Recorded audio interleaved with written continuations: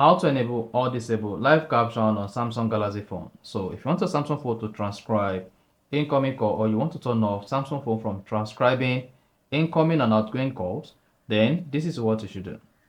Go ahead and open the phone app from the keypad or present.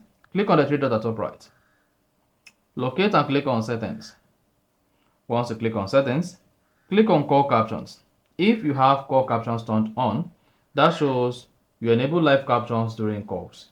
If you want to turn off captions during calls, just toggle this off and then you are good. So turn on, turn off. So if you turn it on, you can come to language to select your preferred choice of language.